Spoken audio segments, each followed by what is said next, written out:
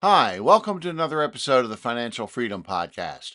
I'm Steve Richardson, a bankruptcy attorney trying to keep people on their path to financial stability and independence through education. We all hope to retire someday. The thought of being able to do what you want with your life without having to worry about having the money to pay the bills is the very essence of financial freedom. But figuring out the path to get there is often the hard part. Where and how do you start? When should you start? And what if you're starting later in life? To answer these questions, I talk with certified financial planner Stephen Cates on how you should lay out your retirement plan.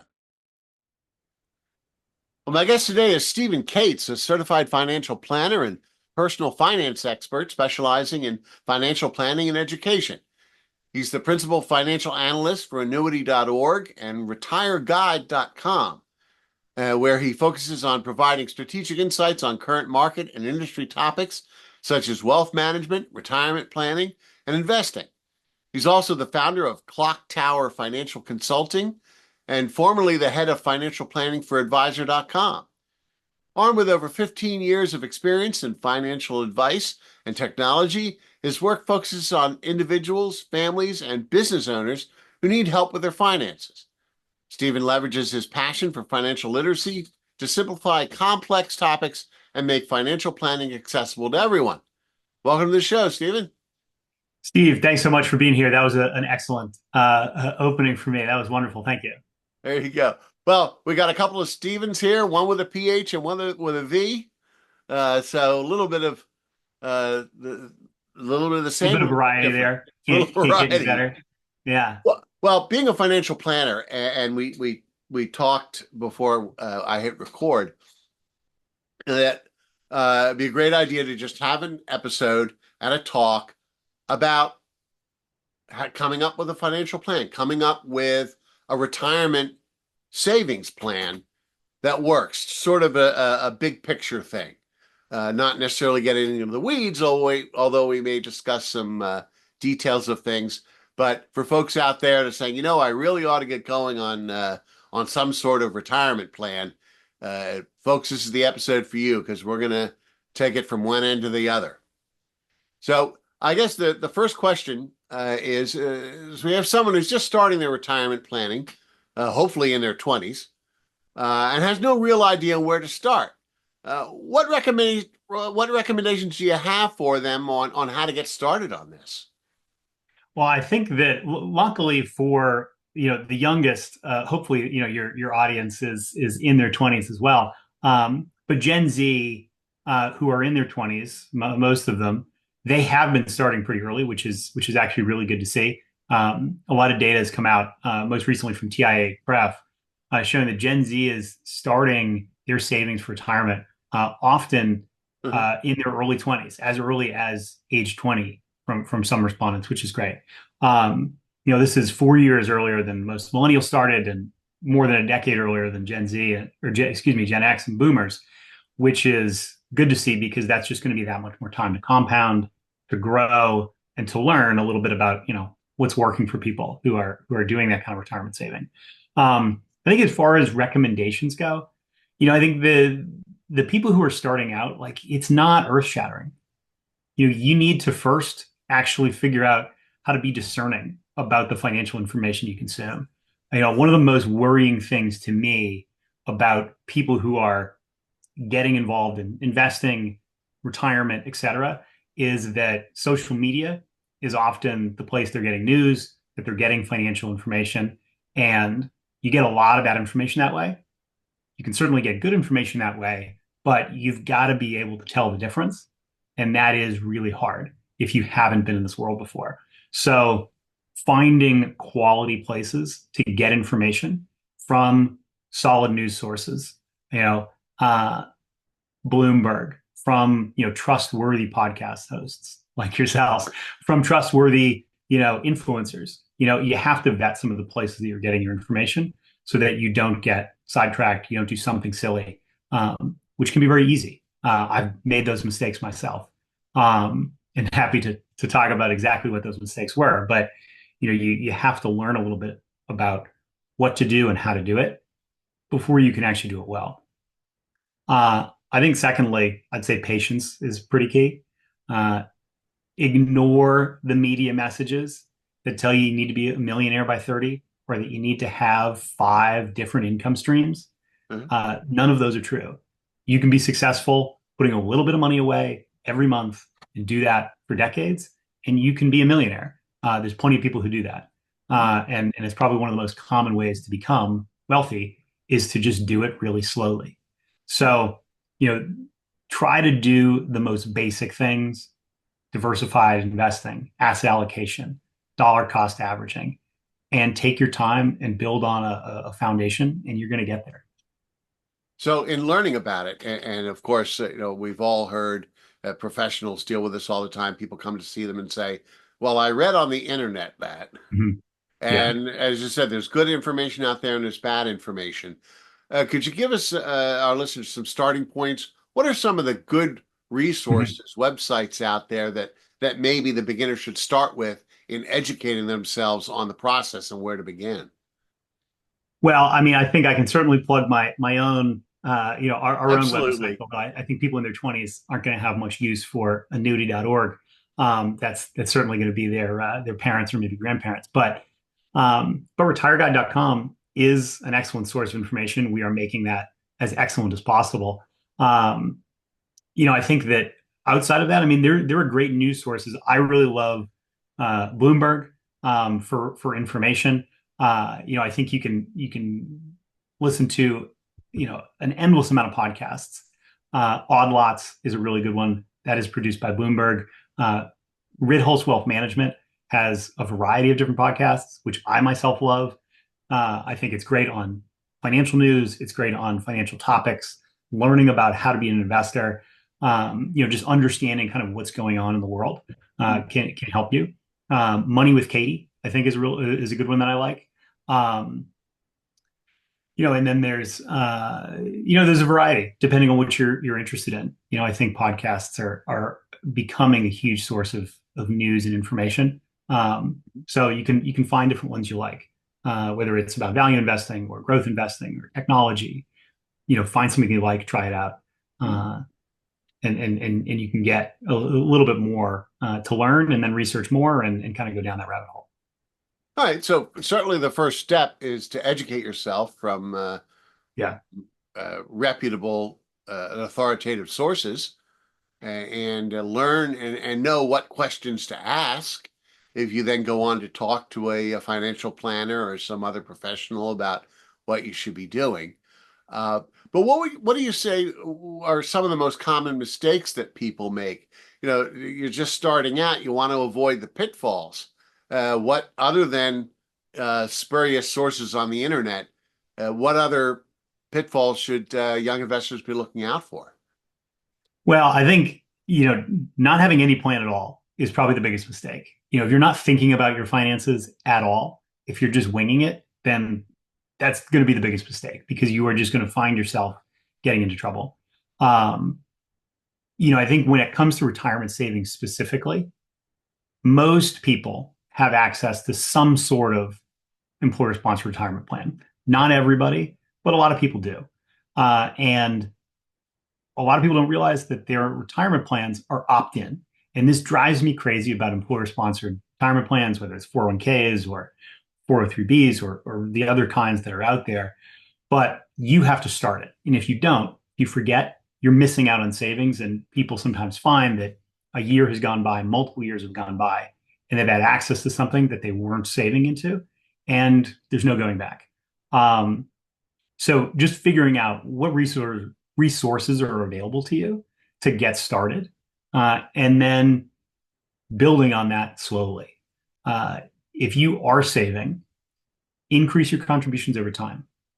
From the time that you start working until 3, 4, 5 years in, you're probably going to see some income growth, and your savings should grow with it. If all of your extra earnings that you accrue over time ends up going to spending, you're not going to be better off. If you're still saving at the same rate that you were at 22, that you are at 32, you're not saving enough probably because your income has likely grown. So having those annual increases or semi-annual increases, depending on how much your income happens to be growing, is necessary. And that kind of offsets lifestyle creep, where the spending on your lifestyle starts to outpace the actual amount of savings that you're doing. So certainly taking advantage of things like a 401k or a 403b, Mhm. really where you have matching funds, which is really Yeah, free money. I mean, you're getting an immediate 100% rate of return on your initial investment, and certainly taking absolutely. advantage of That's those. huge. Yeah, and that can really give a boost if you're in your 20s and you don't have a lot of money to invest. Good news is it doesn't take a lot when it's in your 20s because there's about 4 decades of growth potential for that money. So what you may be able to give a smaller amount now and a larger amount later, but that smaller amount is going to continue to grow Yeah. over those decades, and you certainly get the growth out of it. And secondly, I agree with you. And one of my previous guests had talked about this. I forget the term he used for it, but uh, where yes, as your income increases, you need to you need to increase your contribution so that as you it's same if so think of it not so much as a dollar figure, but a percentage A of percentage. income. Exactly. What percentage of income would you recommend for people just starting out, like in their 20s? In their 20s, I think that that is going to depend somewhat on the amount of income that they have. Uh, Because the lower your income, the harder it is to hit sort of some of those percentage figures because there's a bit of a floor on some expenses, whether it's uh, housing, whether it's food, those are going to be a larger percentage of your expenses when you have lower incomes mhm. because they tend to just gravitate towards, a floor. Right. But, over time, if you can exceed 10% of your income going into retirement savings, that's going to be a really successful situation for you over time. Now, the later you start, the more that percentage has to be because you do have to make up a little bit of time. I think for a lot of people, if you can, think about retirement savings and general savings as kind of two different entities and try to eventually get total savings up to 20%, maybe more, but that's hopeful. Then you're really going to be flying. Now, retirement savings doesn't have to be all 20%. You probably can't do that because you do need to save for other things, houses, cars, go take a vacation, um, do things with your money, but certainly put it away so that you have a buffer, an emergency fund, you have room to spend on things that you want to do or need to do. Mhm. But retirement savings needs to be a big portion of that because that is going to be one of the biggest things that you're going to save for in your life, maybe other than your kids' college. So, increasing contribution with income, not Mhm. doing that is one of the pitfalls. Another is One not of the big taking ones. advantage of matching funds and things like a Mhm. 401b, a 403b, or 401k. But also, there's also IRAs, and you Mhm. have both traditional IRAs in which you're getting a tax benefit now, and then paying taxes on the growth when you retire, or a Roth IRA where you've already paid the taxes, but um, when you take it out in retirement, it's all tax free. So it's one is not necessarily better than the other for people. So when you say making the right decision about what kind of IRA you contribute, or maybe contribute some to one or some to the other, but at least Yeah. figuring out what is the best choice for you. Yeah, I do think that that's important. And understanding those different account structures is going to be a really valuable thing as you start to get deeper into saving for retirement, saving for your future. Uh-huh. Initially, I like to say that there's no wrong way to save. So if you just can put money away, but you haven't, sort of gone deeper into those things, that's fine. Just start. That's the hardest part is just starting. But you're 100% right that the difference between when to use a traditional, when to use a Roth, is going to be important and can make a difference over the length of your career. Early on, the lower your income, the better it is to do a Roth IRA because you're paying tax on your contributions. You're not getting a deduction. So you can put that away with less cost. Whereas later in life, when you're making more money, you may want the tax deferral because otherwise, that's going to be a bigger chunk kind of coming out of your income. It's a contribution that you get no benefit for into a Roth, tax benefit. And so you're taking more money out of your pocket by doing that when you have a higher tax rate. Right. 401ks, 403bs also have Roth provisions. And so a lot more companies now let you do Roth contributions in your 401k or employer plan. And you still have that higher contribution level, $23,000 today versus the $7,000 that you have in an IRA. Right. So if you have the capabilities, you can put a lot more money away as a traditional or Roth contribution into a 401k or 403b. And that is really powerful. I don't want to get into too much into some of the rule changes that have taken place from the Secure Act recently, but some interesting things have also happened with 529s and Roth contributions that have sort of made even more incentive towards savings in those accounts. Right. So, and finally, it's important to have the mindset of paying yourself first. Yeah. And because my wife and I learned, it gets automatically taken out of your pay. You don't even see it. And you're relying and calculating everything and spending decisions and all on your net take-home pay, knowing that all of these things are already taking care of themselves. You're already making the contribution to the 401k, or you're already making the contribution to your pension if your employer has one. So that's sort of out of sight, out of mind. You're paying yourself first. Yeah.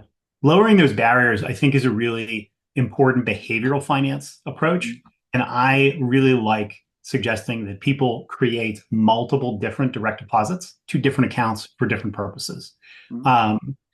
Because it does exactly that. You sort of separate mentally the money that you have going different places, whether it's for essential expenses, discretionary expenses, savings. If you have one account for that, you have to decide, okay, how much is this? How much is that? How much can I spend? Whereas if you have separate accounts and you have a direct deposit go to your savings account with your savings for, let's say after tax money, and you have your retirement contribution, it's all getting pulled out and it lives separately from what you use to spend day to day. When you can do that and the money in my bank account or bank account A or bank account B or whatever it is totally discretionary. My savings is taken care of and this remaining money is mine to spend. Then you can freely spend it. You go enjoy it and not have as much financial stress about, oh, did I cross the line? Did I do too much? Am I actually putting money away? You can just go and spend it. You can spend it on whatever you want. It's nice to feel like I can spend this money every month and it's okay. If I want to spend it on clothes or food or drinks or concerts, you can. And you can decide how you want to spend that. And I think for a lot of people, that is a freeing environment that makes them more able to actually save because they simply aren't as stressed and uptight about how are they going to deal with these dollars. They can put the next best dollar towards the next best purpose without having to think about it too much. So we've talked about all these different types of accounts, IRAs, 401ks, things like that. But it's also important to have a diversified investment portfolio. So within these different plans or vehicles, you can have money in stocks, bonds, mutual funds, things like that. And there's even annuities as well. What are your thoughts on the diversification of your portfolio and how that might change from when you start in your 20s on into when you're 50 or 60? Into later. So first, let me say that I'm glad we started with just saving in general, because you can't invest if you don't save. If you don't put the money away, there's nothing to invest. So, investing is a skill, saving is a skill too. And I think people should think about those independently. But as far as investing goes, it's easier than ever to overthink your investments. There are more choices and more options than ever.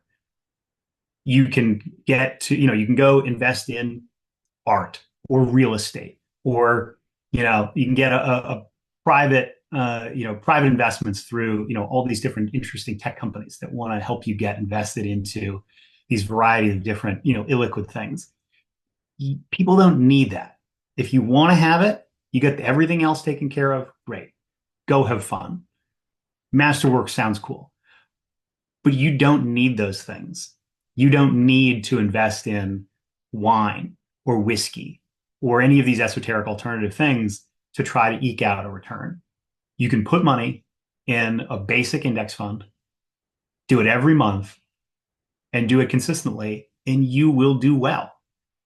One of the things that I think people don't quite understand because they hear so much negative or fearful news about investing is that nearly 4 out of every 5 years, the US stock market is positive. And so you're investing with a really, really good chance that this year and every year, you're probably going to be positive.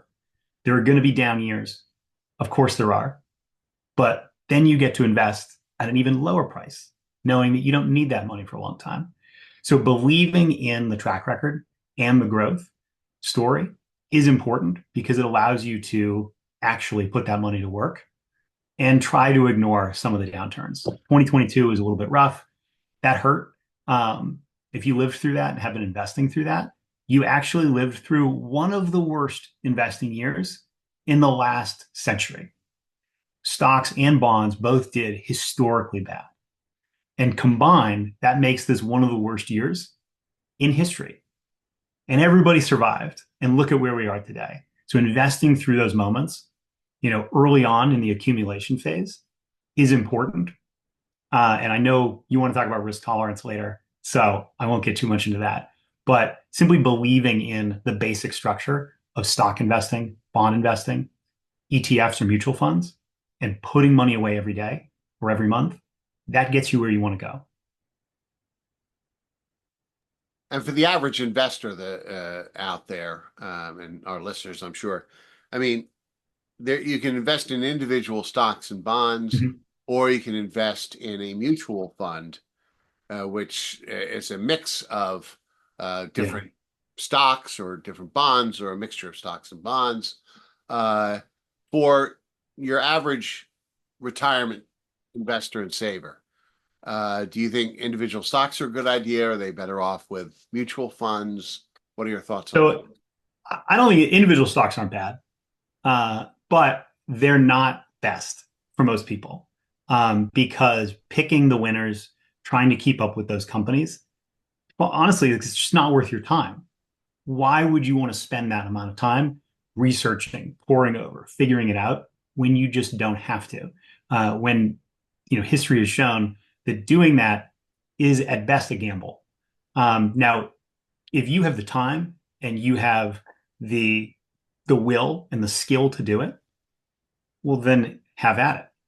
But you should know that you are potentially taking on added risk of your own biases, of concentration risk, other things like that. When you can simply invest in for almost no money at all, almost zero cost, you can buy an exchange traded fund that is extremely tax efficient and is going to give you diversification into the S&P 500 or the US total stock market or, developed market international stocks with no effort, easy contributions. Why would you not do that? Mm-hmm. Buy a few funds, set up your automatic investment strategy, and go do something else with your time. I like talking about the market. I like listening to podcasts about it. I like researching it, but most people don't do that. If you would rather do something else, figure out an automatic investment strategy and go do that something else. Right. So, all right. So, and you mentioned earlier that we're going to talk about this, so let's talk about it, and that is risk tolerance. Yeah. Everybody has their own level of risk tolerance. Some people are risk takers, some are very conservative and risk averse. Mhm. Uh, and the risk averse might have some uh, difficulty getting into the retirement investment game because of they're so risk averse and so worried about stocks. And I guess at the other end of the spectrum, there's an issue there. So how does risk tolerance come into play with regard to someone's retirement investment plan? So I'm going to complicate your question just a little bit, but I Yeah. am going to talk about risk tolerance. I want to talk about risk tolerance, risk capacity, and then risk management. So risk tolerance is, someone's kind of emotional, or in my mind, the emotional and sort of personal ability to take on risk, to deal with volatility in the market. Um, and that is going to be different. That is very much an emotional response. And some people are unaffected by it, and some people are extremely affected by it. You have to know that about yourself, and it's not always easy. I think as people see the market go up or down, they're going to start to feel what their risk tolerance is. And if you haven't done it before, if you're young and you just have no exposure, you may not quite know that yet. And so erring on the side of caution is not a bad idea, um, because it can be quite emotionally devastating to watch your money get wiped out if you overdo it. So step in carefully. But for those people who have been investing for years or decades, you probably have a sense of how you feel when the markets go up and down and what you want to do. And that's okay. You, for those people who are very conservative, you're dealing with today probably the best time to be conservative out of the last 2 decades, because fixed income has now an actual return. Whereas in the 2010s, interest rates were so low. If you wanted to buy a CD or a corporate bond, you'd be lucky to get 1%. But now you could sit in a money market and get 5%. You could buy, a US, government agency bond and get 6%. You could buy a fixed deferred annuity and you could get 5.5, 6.5%, something like that, and in a tax deferred manner. So there are options for people who want to be conservative and who want protection. So now's a great time to actually capture those opportunities before the Fed lowers rates. Mhm. Um, we'll talk about growth probably a little bit later, or I'd like to if we have time, because I think growth plays an important role in retirement and both pre and post retirement. But uh, risk capacity, I think, is another factor because people can be risk tolerant.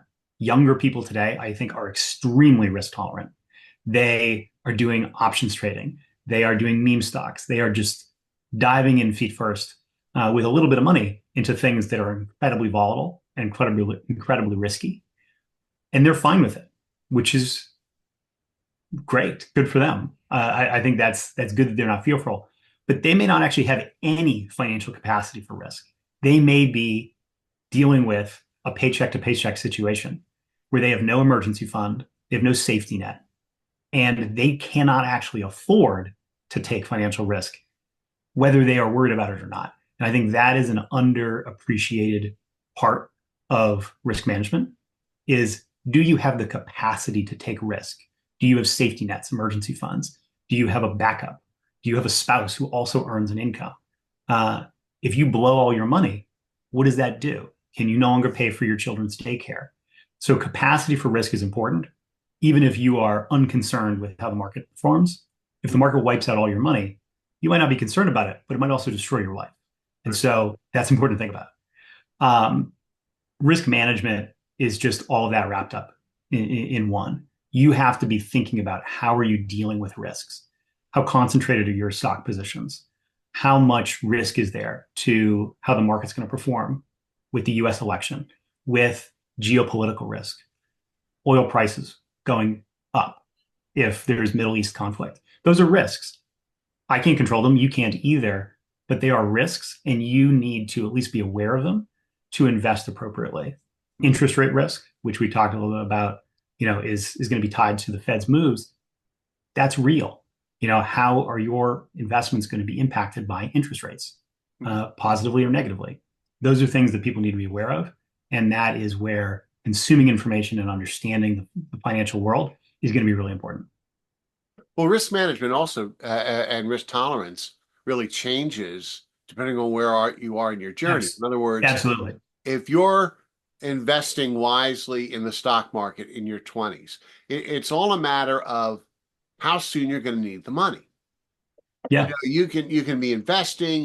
We have a down market, like you were saying in 2022, but you haven't actually lost money until you actually sell the Yeah. stock. So Yeah. Those are if you have the paper time, losses. right, if you have the time to wait Mhm. for it to bounce back, and in fact throw more money into a down market so that when it swings back up, you'll see some big gains. You Yeah. don't need that money in your 20s. You need it in another 40 years. So short-term bear markets and Mhm. recessions and everything are something that really shouldn't be stressful because you're not going to need the money for a while. But as you Yes. get older, and we're going to talk about this in a minute, Mhm. and you're going to start needing that money soon, you have to start rethinking your portfolio. Yeah. Uh, So yeah, your proximity to needing income or needing access to that money is one of the biggest, sort of risk, inputs that you need to be thinking about. And one thing I just want to sort of a nuance I think it's important with what you said. I agree with you very, holistically.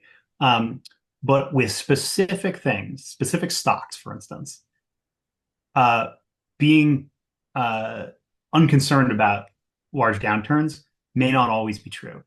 If you look at a stock like Zoom, they were a high flyer during the pandemic because why wouldn't they be? right. We're currently using their platform today, and I actually really like it. But their stock is still down, I think potentially 70%, or something close to that, from its all-time high in 2021. If you are still piling money into Zoom stock or other stock like it, expecting that it's going to return to an all-time high, that may or may not be true. You may or may not be throwing money away. If you're Right. putting money away into a broad market in a downturn, you can have a very good, you can have a very good sense that that is going to return, like it did in 2022, and we're at all-time highs today, in the broad market. But with specific stocks, they may never return to their all-time highs, and you can be throwing money away. So being careful about, again, concentration risk, um, or simply business risk. Peloton is another one. Will Peloton ever return to their former glory? I don't think so. And so being careful about those kind of specific stocks can be really important. So yeah, and that raises another point we were talking earlier about whether it's going into individual stocks or mutual funds, and there's Mhm. another uh, point Yeah. for A point for mutual funds diversification. in that what we're Yeah. talking about here, you don't need the money for a while, and you can make money on the upswing. That works in a mutual fund where you have just distributed um, Yeah. gains, and if you're an index fund which constantly rebalances to reflect the market, then it's buying and selling stocks within that fund. It may have gotten rid of Zoom and gone into something else to reflect how stocks are performing overall in the market. So it's certainly better to, at least in my opinion, the index funds are usually pretty good. They have low management Mhm. fees because there's not a lot to do. So they Yeah, can it's work low very well cost. for you. It's very hands off, and it has proven to be a huge outperformer against active management, whether it's you being active yourself personally or even a professional active manager. And so, on an individual stock basis or individual sector basis, the idea that you can try to catch a falling stock at the right time, Yeah. referred to often as catching a falling knife, because most Yeah. times if you try, you get cut.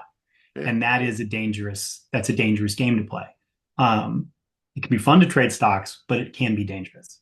And so, you know, Right. having the right risk management there, position sizing can be very important. So we talked about the investing in 20s and the journey towards the ultimate retirement horizon and how risk tolerance can change. Let's talk about the people who are a few years, maybe 3, 4, Mhm. 5 years out from their retirement horizon. When they've arrived there, what should they be doing as they approach their retirement date to get their portfolios ready?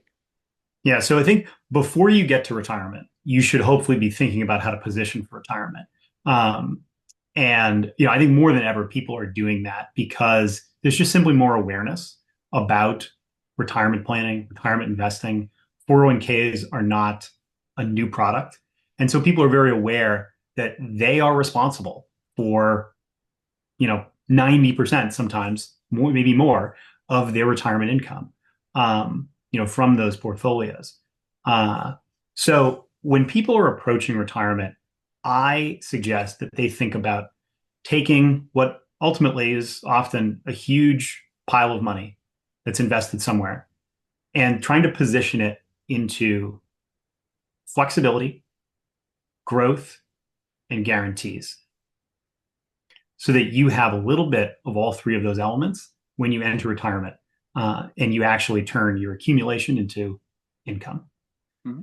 So what I think about when I say flexibility, growth, and guarantees is you need money that you can access easily, liquidity that can be flexible and can be sort of pulled on demand. An emergency fund, a CD ladder, something that is going to be relatively short term and accessible to you with very little risk of loss. That is going to be flexibility that you have. Growth is going to be probably what you have today. You've got, a long-term investment strategy. You need that to continue to grow, and you'll still need that in retirement because there will be inflation, hopefully very little of it, but it'll still be there. And so you're going to need your income to grow. You'll need more of it in 10 years than you need today. And the growth is going to supply that. Mm-hmm. And then guarantees. And I think you mentioned at some point earlier, annuities. I could talk a little bit about how they play a role in guarantees, but I believe that every retiree should have at least enough guaranteed income to cover their essential expenses. So the things that they cannot compromise on, property taxes, right, regular taxes, food, heat, water, utilities. You can define your essentials any way you want. A former client of mine included his country club membership in the essential expenses. And fine, if you want that, great. But whatever those are essential things that you can't live without, cover those with guarantees, and then you don't have to compromise on them. right. For most people, Social Security does a pretty good job of that. Other people have pensions and might take them over the top. But if you don't have enough from Social Security or pensions or other guaranteed sources, Mm-hmm. annuities can play a role in that. And everybody, I think, who has a little bit of financial acumen probably has a certain opinion about annuities, good, bad, otherwise, but they play a role and they are excellent at providing lifetime guaranteed income. And so however you want to get it, I firmly believe that people need that to have a really stable retirement.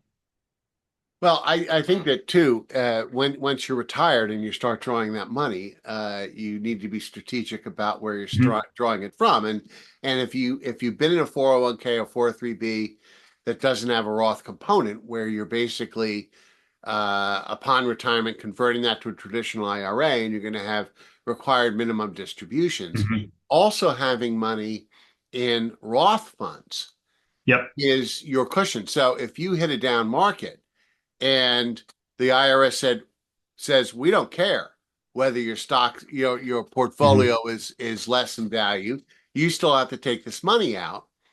You have money in a Roth fund that you can let ride. Yeah. So you can continue to you're forced to take the money out of a traditional IRA and converted 401k, but you still have this other money that you don't have to touch that can continue to get you growth, your hedge against inflation, your short-term solution for bad times, in addition to having sort of a cash account to make up that difference so that you don't have to pull any more out of the market than you have to in bad times and wait for that money to grow again and continue to ride in your Roth IRA. Yeah, I think, really having options, the more broad options you have, the more choice you're going to have in a moment, whether the market's up or down. You can choose what's the best place for me to take this out of. A Roth, you don't have minimum required distributions. So you can access it if you want or not if you don't. People over 73, they're going to have to take a certain amount of money out of their their traditional IRAs or 401ks, whether they like to or not. And if you know that you might have larger distributions, mandatory distributions than you'll need, if you can get ahead of that and plan ahead to do Roth conversions or to execute another strategy to basically put that money off, that can really helpful so that you're not paying taxes on money you actually don't need. And that's an important thing. I think that for a lot of people, that's not a factor where they have more money than they need. And they're just like, oh, what a pain. The IRS making me take out more money than I actually need to use. That's a great problem to have, Right. but it is one that can be sidestepped with enough planning Right. through Roth conversions, through using, there's such a thing as a qualified longevity annuity contract. Um, it's complicated. We don't need to talk about it, but there's ways to put off required distributions so that you don't get those tax hits that you just don't need. Well, great. It sounds like we've sort of covered it from soup to nuts, from starting out and building your plan in your 20s and over time, getting ready for retirement, and then how you draw the money in retirement to make sure you have financial freedom. So we got a good overview for folks when they're putting together their retirement plans. That's great. If anybody that's listening is interested in getting your help with putting a plan together, how can they reach out to you?